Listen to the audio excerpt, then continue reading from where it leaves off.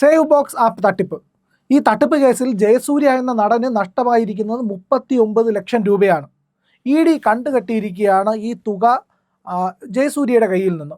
ശരിക്കും ഈ 39 ലക്ഷം രൂപ എന്ന് പറയുന്നത് ജയസൂര്യയുടെ പൈസയാണ് കണ്ടുകെട്ടിയിരിക്കുന്നത്. തട്ടിപ്പ് നടത്തിയത് ആരാണ്? തട്ടിപ്പ് നടത്തിയത് ഒരു സേവ് ബോക്സ് ആപ്പ് എന്ന് പറഞ്ഞുകൊണ്ട് ഒരു ആപ്പ് തുടങ്ങിയ ഒരാളാണ്.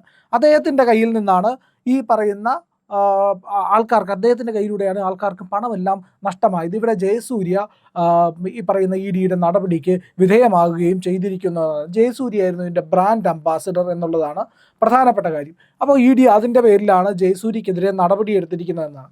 അപ്പോൾ ജയസൂര്യ ഈ ആപ്പിൻ്റെ തട്ടിപ്പ് നടന്നതുമായിട്ട് എന്തെങ്കിലും ബന്ധമുണ്ടോ എന്ന് ചോദിച്ചാൽ ജയസൂര്യ വ്യക്തമായിട്ട് പറയുന്നുണ്ട്, എനിക്ക് ഈ തട്ടിപ്പുമായി യാതൊരു ബന്ധവുമില്ല എന്ന്. പക്ഷേ ഈ കമ്പനിയിൽ നിന്ന് ജയസൂര്യയ്ക്ക് പ്രതിഫലമായിട്ട് കിട്ടിയത് 1 കോടി രൂപയാണ്. 1 കോടി രൂപ എന്ന് പറയുന്നത് ജയസൂര്യയുടെ ഭാര്യയുടെ അക്കൗണ്ടിലേക്കാണ് പോയിരിക്കുന്നത്. അപ്പോൾ ജയസൂര്യ പറയുന്നുണ്ട്, എനിക്ക് പ്രതിഫലം പൂർണ്ണമായിട്ട് അവർ തന്നിട്ടില്ല, ഞാൻ അവരുടെ പരസ്യത്തിൽ അഭിനയിക്കാനാണ് പോയത്. ഒരു ചെറുപ്പക്കാരൻ പുതിയതായിട്ട് തുടങ്ങിയ ഒരു സ്ഥാപനത്തിലാണ് താൻ പരസ്യത്തിൽ അഭിനയിക്കാനായി ചെന്നതെന്ന് ജയസൂര്യ പറയുന്നു. ഇതിൻ്റെ ഉടമ എന്ന് പറയുന്നത് സ്വാതിക് റഹീം എന്ന് പറയുന്ന ആളാണ്. ഈ സ്വാതിക് റഹീം 2023 അറസ്റ്റിലായിട്ടുണ്ട് എന്നുള്ളതാണ് പ്രധാനപ്പെട്ട കാര്യം. ഇതൊരു എന്താണ് ഈ തട്ടിപ്പ് എന്നുള്ളതൊന്ന് പരിശോധിക്കാം. ഇതിനകത്ത് പ്രധാനമായിട്ട് പറയുന്നത് ഇതൊരു ഓൺലൈൻ ലേല ആപ്പാണ്. ഈ ലേല ആപ്പ് എന്ന് പറഞ്ഞു കഴിഞ്ഞാൽ സേവ് ബോക്സ് എന്ന് പറയുന്ന ഒരു കമ്പനി ഓൺലൈനിലൂടെ ലേലം നടത്തുന്നു. ലേലത്തിനകത്ത് മിക്കവാറും പങ്കെടുക്കുന്നവർക്ക് കുറഞ്ഞ തുകയ്ക്ക്, വളരെ തുച്ഛമായിട്ടുള്ള തുകയ്ക്ക് ഇലക്ട്രോണിക് ഉപകരണങ്ങൾ അടക്കമുള്ളവ കിട്ടും എന്നുള്ളതാണ്. ഐഫോണുകളൊക്കെയാണ് പലർക്കും കിട്ടിയിട്ടുള്ളത് എന്നുള്ളതാണ്. അപ്പോൾ സേവ് ബോക്സ് എന്ന് പറഞ്ഞ് ഇത്തരത്തിൽ ഇലക്ട്രോണിക് സാധനങ്ങളൊക്കെ വിൽക്കുന്ന, ലേലത്തിലൂടെ വിൽക്കുന്ന ഒരു ഓൺലൈൻ കമ്പനി ആയിട്ടാണ് ആരംഭിച്ചത്. ഇന്ത്യയിൽ തന്നെ ആദ്യത്തെ ഓൺലൈൻ ആപ്പ് കമ്പനി എന്നുള്ളതിൻ്റെ ഒരു വിശേഷണമൊക്കെ ഈ പറയുന്ന സേവ് ബോക്സിന് ലഭിച്ചിട്ടുണ്ട് എന്നുള്ളതാണ്. അപ്പോൾ സേവ് ബോക്സിൻ്റെ പേരിൽ വ്യാപാര സ്ഥാപനങ്ങൾ തുടങ്ങാമെന്ന് വാഗ്ദാനം ചെയ്തും ഈ പറയുന്ന നിരവധി പേരിൽ നിന്ന് ലക്ഷങ്ങൾ തട്ടി എന്നാണ് വലിയ ആരോപണമായിട്ട് ഉയർന്നു വന്നത്. അപ്പോൾ ഈ ഉടമ സ്വാതിക് റഹീമിനെ 2023 അറസ്റ്റ് ചെയ്തത്.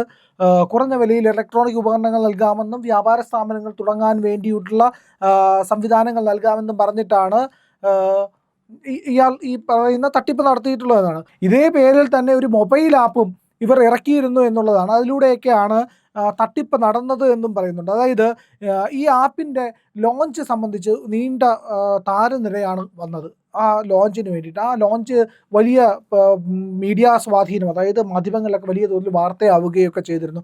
അപ്പോൾ നടന്മാർ ഒക്കെ വരികയും, ഈ നടന്മാർ വരുമ്പോഴത്തേക്കും പ്രധാനമായിട്ടും ഈ യൂട്യൂബ് ചാനലുകളൊക്കെ അവരുടെ പുറകെ ക്യാമറയുമായിട്ട് ചെല്ലും.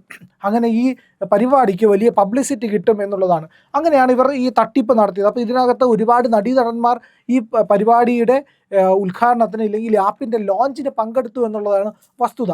അപ്പോൾ ഇവിടെ എന്തുകൊണ്ട് ജയസൂര്യ കെണിയിലാവുന്നു, ഇല്ലെങ്കിൽ ജയസൂര്യയ്ക്ക് നേരെ ആരോപണം ഉയരുന്നു, ജയസൂര്യയുടെ സ്വത്ത് കണ്ടുകെട്ടുന്നു എന്നൊരു പ്രധാനപ്പെട്ട ചോദ്യം ഉയരുന്നുണ്ട്. അപ്പോൾ ഇവിടെ സുപ്രീം കോടതിയുടെ ഒരു വിധി വലിയ പ്രസക്തമായി നിൽപ്പുണ്ട് എന്നുള്ളതാണ് ഏറ്റവും പ്രധാനപ്പെട്ട കാര്യം. സുപ്രീം കോടതി വിധി ഇങ്ങനെയാണ്. അതായത് നിങ്ങൾ ഒരു നടനാണ് അല്ലെങ്കിൽ നടിയാണ്, നിങ്ങൾ ഒരു പരസ്യ കമ്പനിയിൽ പരസ്യ ചിത്രത്തിൽ അഭിനയിക്കുന്നുണ്ടെങ്കിൽ അതിൽ നിങ്ങൾക്കും ഉത്തരവാദിത്വമുണ്ട്. ഞാൻ പൈസ വാങ്ങിച്ചു, അവർ പറഞ്ഞു തന്ന കാര്യം അഭിനയിച്ചു എന്ന് മാത്രം പറഞ്ഞാൽ നിങ്ങൾക്ക് അതിൽ നിന്ന് രക്ഷപ്പെടാനാവില്ല. നിങ്ങൾ അതിൻ്റെ ബ്രാൻഡ് അംബാസഡർ ആണെങ്കിൽ നിങ്ങൾക്ക് ആ പ്രോഡക്റ്റിൻ്റെ കൂടി ഉത്തരവാദിത്വമുണ്ട് എന്നുള്ളതാണ്.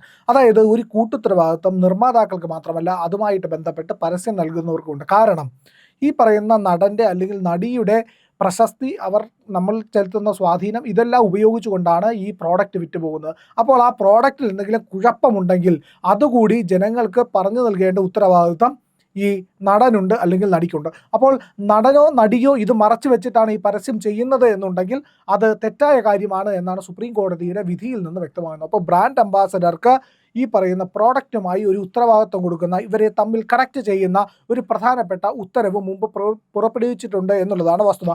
അങ്ങനെയാണെങ്കിൽ ഈ പറയുന്ന സേവ് ബോക്സ് ആപ്പുമായിട്ട് ബന്ധപ്പെട്ട് ജയസൂര്യ ഈ ഇതിൻ്റെ ബ്രാൻഡ് അംബാസഡർ ആയിക്കൊണ്ട് ഇതിനെ പറ്റിയിട്ട് പറയുമ്പോൾ ജനങ്ങൾ അത് വിശ്വസിക്കും. ജയസൂര്യ എന്ന് പറയുന്ന നടനെ എല്ലാവർക്കും ഇഷ്ടമാണ്. അദ്ദേഹത്തിൻ്റെ ചിത്രങ്ങൾ വലിയ സ്വാധീനം ചെലുത്താറുണ്ട്. അദ്ദേഹത്തിൻ്റെ തമാശകൾ, അദ്ദേഹത്തിൻ്റെ വില്ലൻ ക്യാരക്ടറുകൾ, അദ്ദേഹത്തിൻ്റെ സ്വഭാവ നടന്മാർ, ഇതെല്ലാം ഇങ്ങനെ നിരവധിയായിട്ടുള്ള കാര്യങ്ങൾ. നമ്മൾ ജയസൂര്യ എന്ന പേര് കേൾക്കുമ്പോൾ തന്നെ നൂറ് സന്ദർഭങ്ങൾ, രംഗങ്ങൾ, സിനിമകളുടെ പേരുകൾ ഇതെല്ലാം മനസ്സിലൂടെ മിന്നിമായി. അപ്പോൾ അങ്ങനെ ചിന്തിക്കുന്ന അത്രയേറെ സ്വാധീനമുള്ള ഒരു നടൻ അതിൻ്റെ അംബാസഡറായിട്ട് പറയുമ്പോൾ നിങ്ങൾക്ക് നിക്ഷേപിക്കാം എന്നൊക്കെ ആയിരിക്കുമല്ലോ പറയുന്നത്. നിങ്ങൾക്ക് ഇതിൽ നിന്ന് പ്രോഡക്റ്റുകൾ വാങ്ങാം, നിങ്ങൾ ഈ ലേല ആപ്പിൽ പങ്കെടുക്കും, ഇങ്ങനെ തുടങ്ങിയ കാര്യങ്ങളൊക്കെ പറയുമ്പോൾ സ്വാഭാവികമായിട്ടും നമ്മൾ എന്ത് ചെയ്യും? നമ്മൾ വിശ്വസിക്കും. വിശ്വസിച്ചിട്ട് അതിലേക്ക് നിക്ഷേപിക്കും, ഇല്ലെങ്കിൽ അതിൻ്റെ പങ്കാളിയായിട്ട് മാറും. അങ്ങനെ തട്ടിപ്പിനിരയായ ആൾക്കാർ ഒരുപാടുണ്ട്. അതിൻ്റെ കൂടെ ഭാഗമായിട്ടാണ് സാമ്പത്തിക കുറ്റാന്വേഷണം നടത്തുന്ന ED ഈ ജയസൂര്യയ്ക്ക് നേരെ നടപടി എടുത്തിരിക്കുന്നത്. ജയസൂര്യയുടെ 39 ലക്ഷം രൂപയുടെ സ്വത്ത് കണ്ടുകെട്ടി എന്നുള്ളതാണ് പ്രധാനപ്പെട്ട കാര്യം. അതായത് ഇതൊരു തട്ടിപ്പ് നടക്കുകയാണെങ്കിൽ, ഒരു സാമ്പത്തിക ക്രമക്കേട് നടക്കുകയാണെങ്കിൽ ആ സാമ്പത്തിക ക്രമക്കേടിൽ ഇടപെടാനുള്ള റൈറ്റ്സ്, ഇല്ലെങ്കിൽ അതിലിടപെടാനുള്ള പവർ നമ്മുടെ EDക്കുണ്ട് എന്നുള്ളതാണ്. കരിവെണ്ണൂർ ബാങ്കിൻ്റെ കേസിൽ നടന്നതും അത് തന്നെയാണ്. അതുപോലെ തന്നെ ഏത് സാമ്പത്തിക ഇടപാട് നടന്നാലും സ്വത്ത് കണ്ടുകെട്ടാൻ എന്നുള്ള ഒരു നിർണായകമായിട്ടുള്ള അധികാരം EDക്കുണ്ട്. ഒരാൾ തട്ടിപ്പിലൂടെ പണക്കാരനായ ശേഷം ഇയാൾ ഈ പണം തിരികെ നൽകിയില്ല എന്നുണ്ടെങ്കിൽ അയാളുടെ സ്വത്തുവകകൾ പിടിച്ചെടുത്ത് ലേലം ചെയ്ത് ഇരകളാക്കപ്പെട്ടവർക്ക് നൽകാനുള്ള അധികാരം EDക്കുണ്ട് എന്നുള്ളതാണ്. അപ്പോൾ അങ്ങനെയാണെങ്കിൽ ഈ പറയുന്ന പണം നഷ്ടപ്പെട്ട ആൾക്കാർ ഈ പറയുന്ന ഇപ്പോൾ ജയസൂര്യയിൽ നിന്ന് പിടിച്ചെടുത്ത പണം അവരിലേക്കായിരിക്കും മിക്കവാറും പോകുക. അത് EDയുടെ നടപടിയാണ് അതിലൂടെ വരുന്നത്. അപ്പോൾ ഇതിനകത്ത് വരുന്ന ഒരുപാട് കാര്യങ്ങളുണ്ട്. നമ്മൾ ഈ പറയുന്ന എന്താണ് ഈ തട്ടിപ്പെന്ന് പറഞ്ഞു, ഈ പ്രോഡക്റ്റ് എന്താണെന്ന് പറഞ്ഞു, ഇതിലെ തട്ടിപ്പ് എന്താണെന്ന് പറഞ്ഞു, ഇതിൻ്റെ ലോഞ്ചും ബാക്കി കാര്യങ്ങളും ഇതിൻ്റെ ഉടമയും അത്തരം ഡീറ്റെയിൽസും എല്ലാം നമ്മൾ പറഞ്ഞു. ഇനി നമുക്ക് അറിയേണ്ട ഒരു കാര്യം എന്ന് പറയുന്നത് ഇതിൽ ജയസൂര്യക്ക് പങ്കുണ്ടോ എന്നുള്ളതാണ്. അതായത് ജയസൂര്യ പറയുന്നത് ഇങ്ങനെയാണ്: ഒരു ചെറുപ്പക്കാരൻ തുടങ്ങിയ സ്വാതിക് റഹീം എന്ന് പറയുന്ന ഒരു ചെറുപ്പക്കാരൻ തുടങ്ങിയ ഒരു സംരംഭം, ആ സംരംഭത്തിൽ അത് വളർന്നു വരട്ടെ എന്ന് വിചാരിച്ച് ഞാൻ അതിൻ്റെ ഭാഗമായി വിശ്വസിച്ച് പരസ്യത്തിൽ അഭിനയിച്ചു എന്നാണ് ജയസൂര്യ പറയുന്നത്. ജയസൂര്യയുടെ വാദം മുൻപും പ്രസക്തമാണ്, ഇപ്പോഴും പ്രസക്തമാണ്. ജയസൂര്യ അത് കഴിഞ്ഞ് പറയുന്നുണ്ട്, പ്രതിഫലം എനിക്ക് പൂർണ്ണമായിട്ടും ലഭിച്ചിട്ടില്ല. അപ്പോൾ 1 കോടി രൂപയാണ് ജയസൂര്യയുടെ ഭാര്യയുടെ പേരിലുള്ള അക്കൗണ്ടിലേക്ക് വന്നത് എന്ന് ED പറയുന്നുണ്ട്. അപ്പോൾ ജയസൂര്യക്ക് പൂർണ്ണമായിട്ടും പ്രതിഫലം ലഭിച്ചില്ല എന്ന് പറഞ്ഞു കഴിഞ്ഞാൽ അപ്പോൾ ഇതിൽ കൂടുതൽ തുക വാഗ്ദാനം ചെയ്തിരുന്നു, അത് ലഭിച്ചില്ല എന്നാണ് ജയസൂര്യ പറയുന്നത്. അപ്പോൾ ജയസൂര്യ അവിടെ വഞ്ചിക്കപ്പെട്ടു എന്നുള്ള, ഇരയാക്കപ്പെട്ടു എന്നുള്ള ഒരു കാര്യം കൂടി ജയസൂര്യ പറയുന്നുണ്ട്. അതുപോലെ തന്നെ ജയസൂര്യ മറ്റൊരു കാര്യം, നിർണായകമായ ഒരു കാര്യം പറയുന്നുണ്ട്: ഓഹരി പങ്കാളിത്തമില്ല, ഈ സ്ഥാപനത്തിൽ ഞാൻ നിക്ഷേപിച്ചിട്ടില്ല. അതായത് ഒരാൾ ഒരു ക്രൈമിൻ്റെ പാർട്ടാവുന്നു, ഒരാൾ തട്ടിപ്പ് നടത്തുന്നു. ആ തട്ടിപ്പ് നടത്തിയെങ്കിൽ എനിക്ക് അറിയാവുന്ന ആളാണെങ്കിൽ പ്രശ്നമൊന്നുമില്ല, അയാളെ അതുമായിട്ട് എനിക്ക് ലിങ്ക് ചെയ്യിക്കുന്നില്ല. അയാൾ ഈ തട്ടിപ്പ് നടത്തിയതിൻ്റെ പണം ഞാൻ കൈപ്പറ്റിയിട്ടുണ്ടെങ്കിൽ അത് കുറ്റകരമാണ്. ആ പണം ഞാൻ കൈപ്പറ്റിയാൽ ആ കുറ്റത്തിൽ ഞാൻ പങ്കെടുത്തിട്ടില്ല എങ്കിൽ കൂടിയും ആ പണം സ്വീകരിച്ച ആളെന്ന നിലയ്ക്ക് എനിക്കതിൻ്റെ ഉത്തരവാദിത്വം വരും. അതുപോലെ തന്നെയാണ് ഈ പരസ്യത്തിൽ അഭിനയിച്ചുകൊണ്ട് പണം വാങ്ങുമ്പോൾ അതിൻ്റെ ഉത്തരവാദിത്വം വരുന്നത് അതുകൊണ്ടാണ് എന്ന് കരുതി ജയസൂര്യ ഈ പറയുന്ന സേവ് ബോക്സ് ആപ്പ് തട്ടിപ്പിൻ്റെ ഭാഗമായിരുന്നു എന്ന് ചോദിച്ചാൽ ഒരു പക്ഷേ അല്ലായിരിക്കാം. ജയസൂര്യ ആണ് എന്ന് നമുക്കെങ്ങനെ പറയാൻ കഴിയും? ജയസൂര്യ തട്ടിപ്പിൻ്റെ ഭാഗമായി നിൽക്കുന്ന ആളാണ് എന്ന് നമുക്ക് പറയാൻ കഴിയില്ല. കാരണം മുമ്പ് ഏതെങ്കിലും തട്ടിപ്പിലൊക്കെ ജയസൂര്യ പങ്കെടുത്തതായിട്ട് നമ്മുടെ ഒരു അറിവിലും ഇല്ല എന്നുള്ളതാണ്. അത് മാത്രവുമല്ല, ജയസൂര്യ വളരെയധികം സ്വാധീനമുള്ള ഒരു വലിയ നടനും കൂടിയാണ്, നമുക്ക് എല്ലാവർക്കും ഇഷ്ടമുള്ള ഒരു നടനാണ്. അത് മാത്രമല്ല, പുള്ളിയുടെ പേരിൽ അങ്ങനെ തട്ടിപ്പൊന്നും നടക്കുന്നതായിട്ട് കേട്ടിട്ടില്ല. പുള്ളി ഒരുപാട് സാമൂഹിക പ്രവർത്തനങ്ങൾ, സേവന പ്രവർത്തനങ്ങൾ നടത്തുന്നതായിട്ട് കേട്ടിട്ടുണ്ട്. ഈ പറയുന്ന പൊതുനിരത്തുകളുടെ പ്രശ്നത്തിലായാലും ശരി തന്നെ, അത്തരത്തിലുള്ള കാര്യങ്ങളിലും സാമൂഹിക വിഷയങ്ങളിലും ഒക്കെ ഇടപെടുന്നത് ജയസൂര്യ പതിവായിട്ട് ചെയ്യുന്ന ഒരു കാര്യമാണ്. അങ്ങനെ വരുമ്പോൾ ജയസൂര്യ ഏതെങ്കിലും തട്ടിപ്പ് നടത്തിയിട്ടുണ്ട് എന്നുള്ളതിന് യാതൊരു തെളിവുമില്ല. ഇതുവരെ അങ്ങനെ ഒരു ആരോപണവും വന്നിട്ടില്ല.